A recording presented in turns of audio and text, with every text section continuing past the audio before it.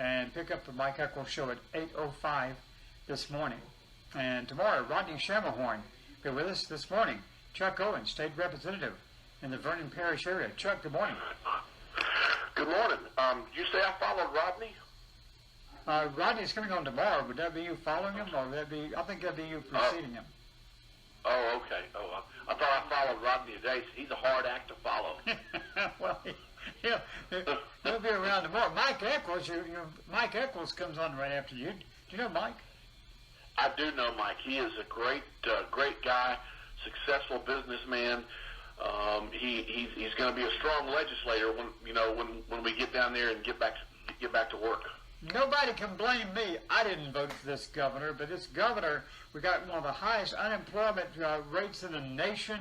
The coronavirus is primarily in New Orleans, Shreveport, and Baton Rouge. We got everything shut down. We run people off of labor, run people out of businesses. Businesses failing left and right. Am I being too hard on the governor? A month ago I would have said yes.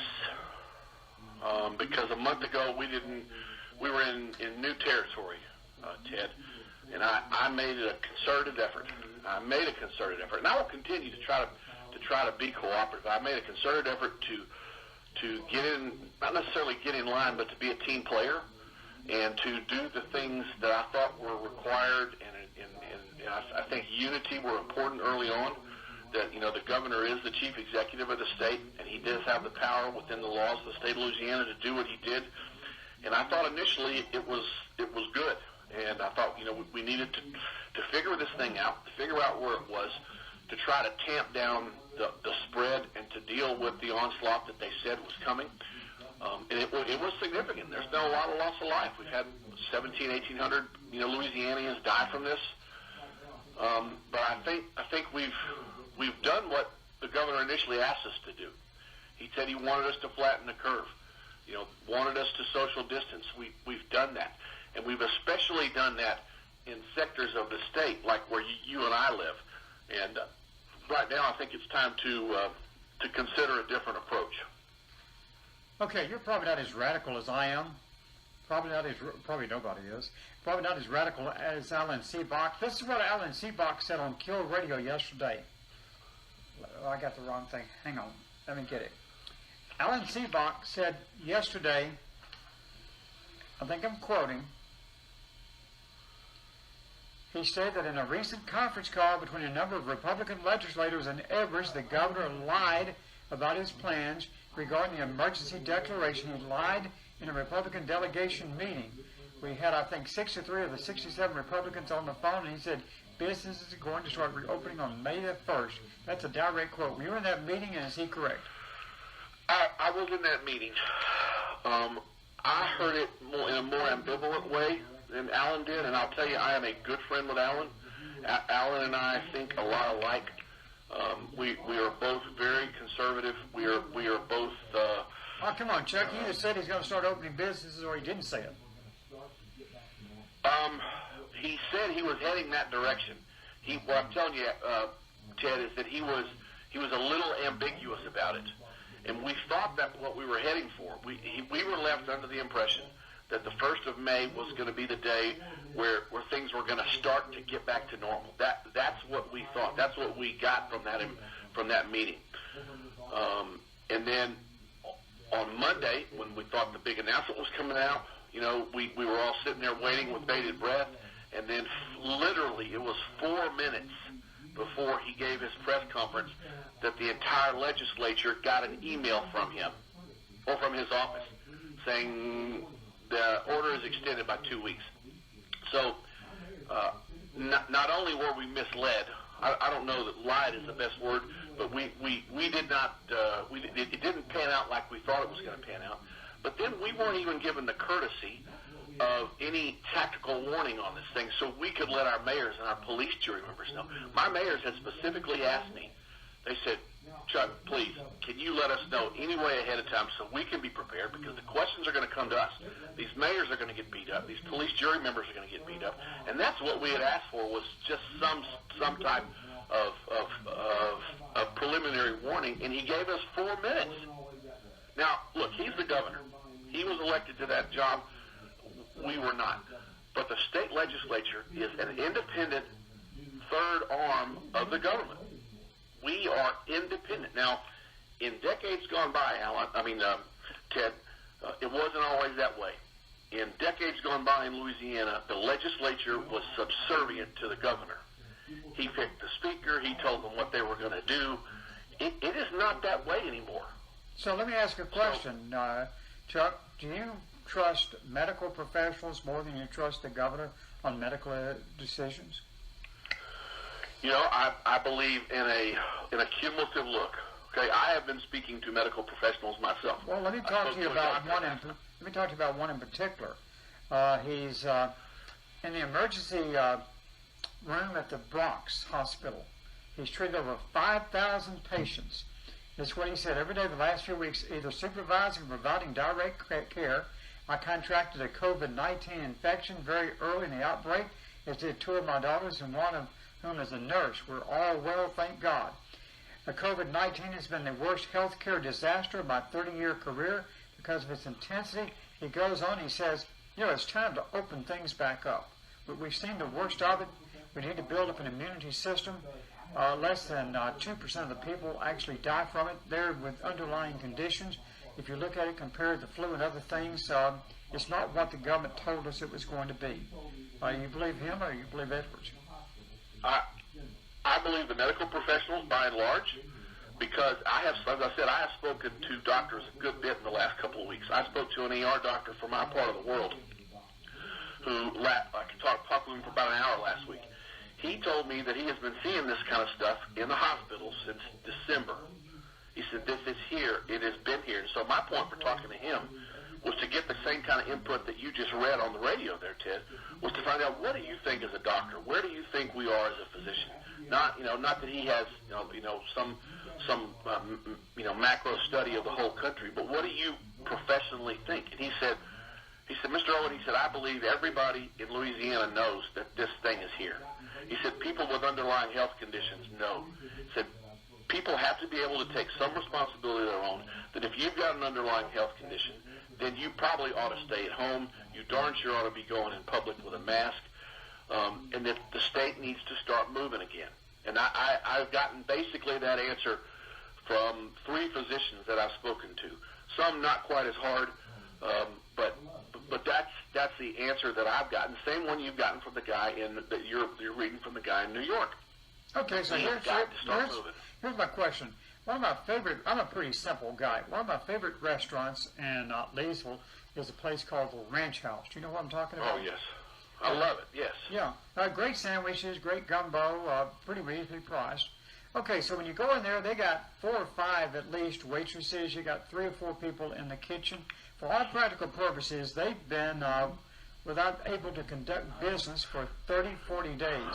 Who's going to be worried about those people whenever we go back if they don't have the people to come back to work, if they don't have the monetary means, it's a family-run business, to stay in business, who cares about those people? Me and you.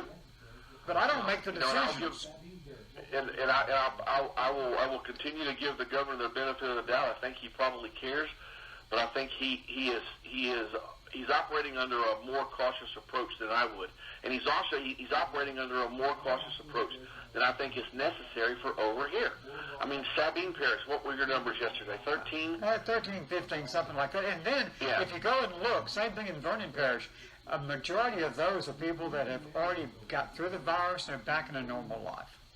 We've had 1 hospitalization in the last month, last I was told.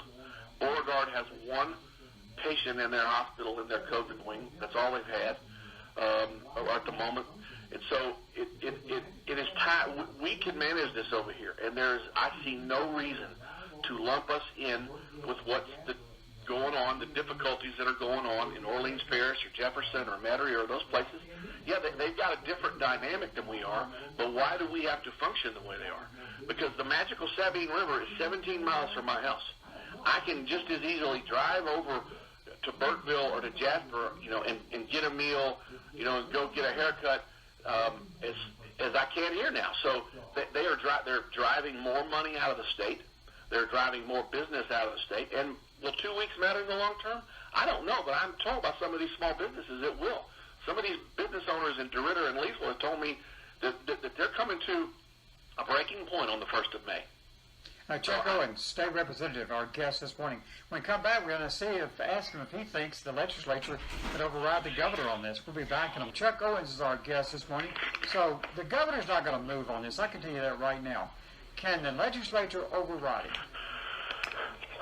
As I understand, what I'm told by other legislators, and I have seen in writing excerpts from the law that either house of the legislature, with a simple majority, can, I don't know if the word is rescind or expunge the executive order and make it invalid.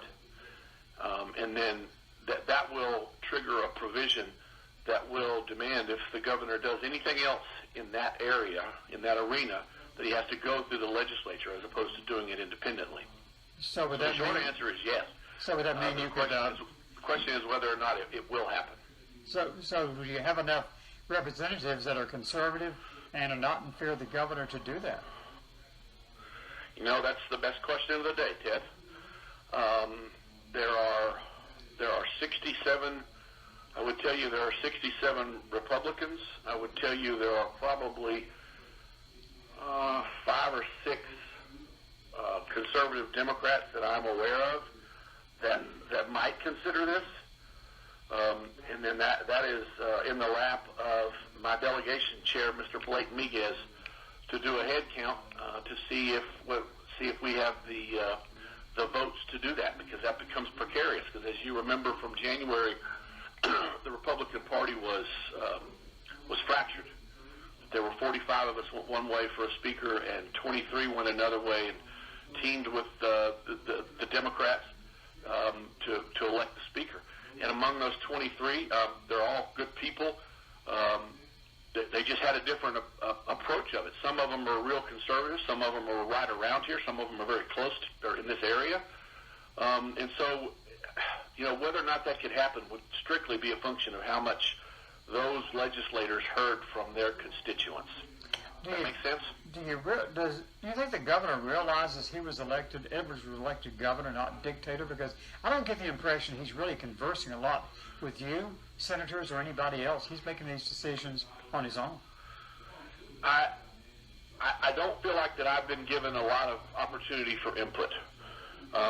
We are afforded a bi-weekly meeting with the Homeland Security group that the governor has set up for this, which I think, you know, as I said earlier, did a good job early on. They're probably still doing a good job managing the structure of it, but we're offered a chance twice a week to up-channel questions to the administration that way, but not directly to him. And so we did have one conference that, and I know Alan Seabaugh talked to you about it yesterday, or you're quoting what he said. The governor came on the line with us, and I was under the impression it was going to be a 30-minute question and answer session, but it turned out it was more of a briefing from the healthcare professionals as to where we were on the curve, where we were on the modeling and all that kind of thing. And so we only had about 3 minutes of questioning. And so a lot of questions that were offered up were not responded to. Okay. I wish they had been, because, you know, I think communication could clear things up, and I think transparency clears things up. I think this is something that you would agree with, is that the governor loves taxes. And if the governor ever reads the newspaper or listens to news, business closures surged by 200% during this last month. That's across the nation. Closed businesses don't pay taxes. They do not. They do not. And I don't know how much of that type of modeling has been put in front of him. You know, there is a line in the sand that's coming on the 30th of June, where we have to have a budget in place so the state of Louisiana can keep functioning under its books.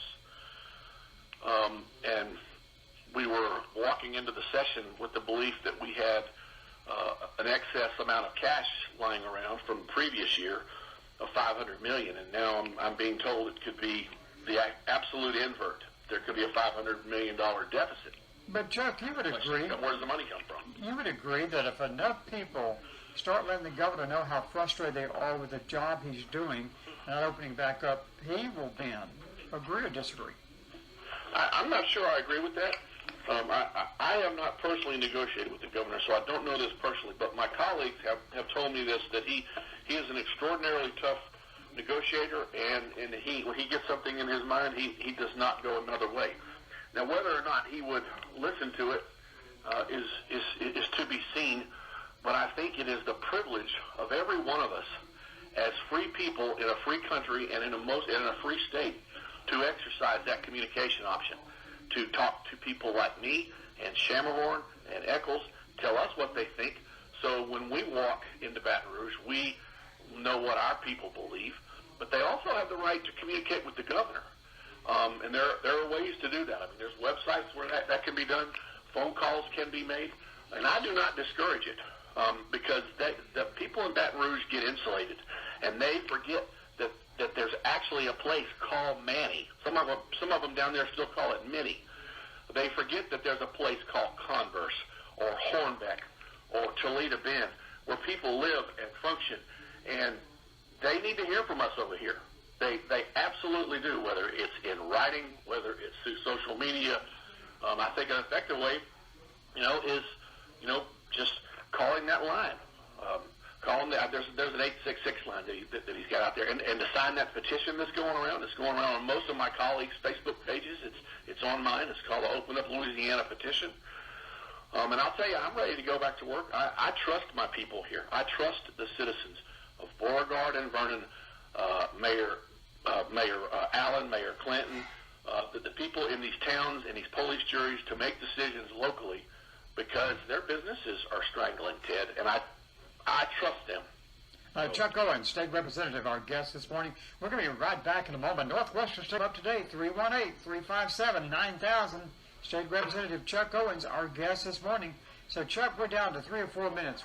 Where are we going?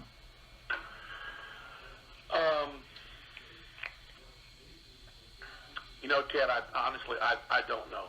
I hope that enough people will put enough pressure on people like me and to tell me what they really think, to tell Rodney and Michael Reese and Michael Eccles and representatives around the state what they think, what their situation is, and be specific about it.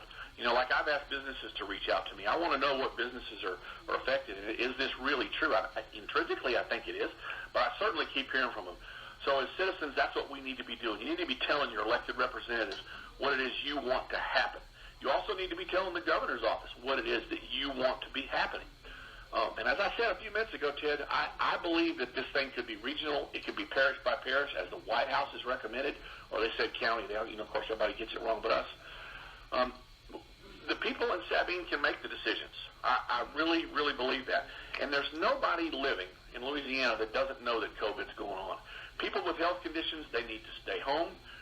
For the time being, people need to go out with masks until we have some type of treatment on this thing. I'm okay with that. I don't like it.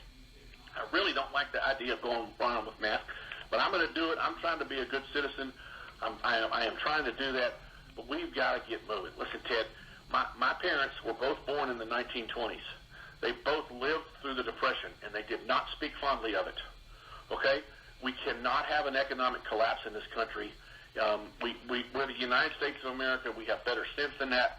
We have got to keep our economy moving. That's my battle cry. Would it surprise you if I told you this morning it's announced that 23,000 oil sector jobs in Louisiana may be gone? 23,000 what sector? Oil sector, the energy. No, that doesn't surprise me at all. There's a bad gumbo that's been mixed up between the fights that Russia and Saudi Arabia has been having over oil prices. And airplanes aren't flying. Airplanes are not flying. There's a glut of this stuff. That is disheartening. I got an impassioned I got time for a final question. John Bell Edwards will not listen to the people of Louisiana. Do you think he'll listen to Donald Trump today because he's going to see him? I hope so. I hope so, but I hope he will govern based on what is best for the whole of the state of Louisiana and not just 2 or 3 large cities. Okay, even if the president says don't open up, he is the governor of the state of Louisiana. He has the authority, and he should have the foresight to open places like LaSalle Parish and Sabine Parish and Beauregard Parish. That's what he ought to be doing. That's my opinion, respectfully submitted. I agree with you completely, Chuck. Thanks so much for sharing your time with us. Look forward to getting you back. Thanks. God bless you, Ted. Bye-bye.